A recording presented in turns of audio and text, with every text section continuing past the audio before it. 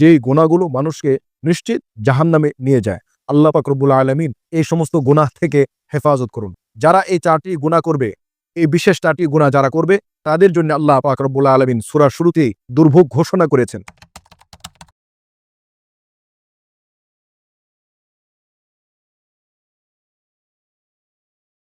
আলহামদুলিল্লাহি রাব্বিল আলামিন ওয়াসসালাতু ওয়াসসালামু আলা আশরাফিল আম্বিয়া ওয়াল মুরসালিন ওয়া আলা আলিহি ওয়া সাহবিহি আজমাইন। সুপ্রিয় দর্শক শ্রোতা, আমরা জীবনে অনেক পাপ করে ফেলি, নানান রকমের গুনাহে আমাদের জীবন জর্জরিত। কিন্তু কিছু গুনাহ এমন আছে যেই গুনাহগুলো খুবই মারাত্মক পর্যায়ের। ছোট ছোট গুনাহগুলো আল্লাহ তাআলা নেক আমলের মাধ্যমেই মাফ করে দেন। কিন্তু কিছু গুনাহ এমন গুরুতর যেগুলো শুধু নেক আমলের মাধ্যমেই ক্ষমাযোগ্য নয়, বরং এর জন্যে খাঁটি মনে আন্তরিকভাবে আল্লাহ তাআলার কাছে তাওবা করতে হয় এবং মানুষের হক হলে সেই হকগুলো আদায় করার পর তাওবা করার মাধ্যমেই সে সমস্ত গুনাহ থেকে ক্ষমা পাওয়া যায়। আজকে আমরা এমন কিছু গুনাহের ব্যাপারে আলোচনা করব যেই গুনাহগুলো মানুষকে নিশ্চিত জাহান্নামে নিয়ে যায়। আল্লাহ পাক রব্বুল আলামিন এই সমস্ত গুনাহ থেকে হেফাজত করুন। সুপ্রিয় দর্শক, সূরাতুল হুমাযা এর মধ্যে আল্লাহ পাক রব্বুল আলামিন বেশ কিছু গুনাহের কথা বলেছেন। এই গুনাহগুলো মানুষকে নিশ্চিত জাহান্নামে নিয়ে যায়। বিসমিল্লাহির রহমানির রহিম।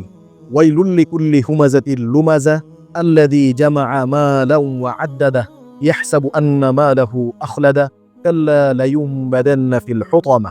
আল্লাহ পাক রব্বুল আলামিন এখানে বিশেষ করে 4টি গুনাহের কথা বলছেন। আল্লাহ পাক রব্বুল আলামিন সূরার শুরুতেই বলছেন ওয়াইল। ওয়াইল শব্দের অর্থ হচ্ছে দুর্ভোগ, ধ্বংস। এই ধ্বংস এবং দুর্ভোগের অর্থ হচ্ছে জাহান্নামের একটি উপত্যকা তথা একটি স্তর রয়েছে, যেই স্তরটিকে ওয়াইল নামে অভিহিত করা হয়। আল্লাহ পাক রব্বুল আলামিন যারা এই 4টি গুনাহ করবে, এই বিশেষ 4টি গুনাহ যারা করবে, তাদের জন্য আল্লাহ পাক রব্বুল আলামিন সূরার শুরুতেই দুর্ভোগ ঘোষণা করেছেন। গুনাহ 4টি এই। ওয়াইলুল লিকুল্লি হুমাযাতিল লুমাযা। হুমাযা হচ্ছে এমন ব্যক্তি যারা মানুষের দোষ চর্চা করে, মানুষের গীবত চর্চা করে, একজনের দোষ আরেকজনের কাছে নিয়ে বেড়ায়, একজনের দোষ আরেকজনের কাছে বর্ণনা করে, অর্থাৎ গীবত করে। এই গীবত করা, মানুষের গুনাহ অন্যের কাছে আলোচনা করা, মানুষের পাপের কথা, অন্যায়ের কথা অন্যের সামনে আলোচনা করা, এটি হচ্ছে হুমাযা এর অর্থ। দ্বিতীয়ত লুমাযা। আল্লাহ পাক রব্বুল আলামিন যারা লুমাযা তাদের ব্যাপারেও দুর্ভোগের ঘোষণা করেছেন। লুমাযা অর্থ হচ্ছে সরাসরি মানুষকে অপমান করা, অর্থাৎ এমন ব্যক্তি যে অন্যকে সরাসরি ঠাট্টা করে, বিদ্রূপ করে, ইঙ্গিতমূলক কথা বলে মানুষকে অপমান করে, অপদস্থ করে। 3, আল্লাযী জামাআ মালান ওয়া আদ্দাদা।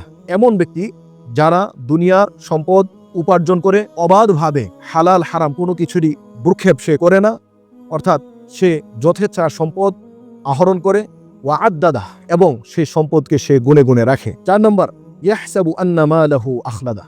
সে ধারণা করে এবং মানুষের কাছে সে এমন মনোভাব প্রকাশ করে যে সে যে সম্পদ উপার্জন করেছে এবং যে সম্পদ সে সঞ্চয় করেছে, সে মানুষকে বোঝাতে চায় এই সম্পদ তাকে অমরত্ব দান করবে, তাকে দুনিয়ার চিরস্থায়ী সুখ তাকে এনে দিবে, সে এরকমটি মনে করে। আল্লাহ পাক রব্বুল আলামিন ঘোষণা করছেন যাদের ভিতর এই 4টি গুনাহ রয়েছে, অর্থাৎ মানুষের গীবত চর্চা করা, মানুষকে অপমান অপদস্থ করা, যথেচ্ছা সম্পদ আহরণ করা এবং এটি মনে করা যে অর্জিত আহরিত সম্পদ তাকে অমরত্ব দান করবে, চিরস্থায়ী সুখ এনে দিবে, এই ধরনের 4টি গুনাহ যার মধ্যে রয়েছে, আল্লাহ পাক রব্বুল আলামিন বলেন কাল্লা লায়ুমবাদান্না ফিল হুতামা। নিশ্চয়ই এমন ব্যক্তি জাহান্নামে নিক্ষেপিত হবে। অর্থাৎ এই 4টি গুনাহ যার ভিতর রয়েছে, সে যত বড়ই হোক না কেন, সে যত বড় ক্ষমতার অধিকারী হোক না কেন, দুনিয়ার বিচারে, দুনিয়ার চাকচিক্যের বিচারে সে যত উন্নতি হোক না কেন, আল্লাহ পাক রব্বুল আলামিন তার ব্যাপারে দুর্ভোগের ঘোষণা করেছেন। অর্থাৎ সে নিশ্চিত জাহান্নামে নিক্ষেপিত হবে। এই সূরার আলোকে আল্লাহ পাক রব্বুল আলামিন মানুষকে এই শিক্ষাই দিয়েছেন। আল্লাহ পাক রব্বুল আলামিন আমাদেরকে এই 4টি গুনাহ থেকে হেফাজত করুন। আমিন।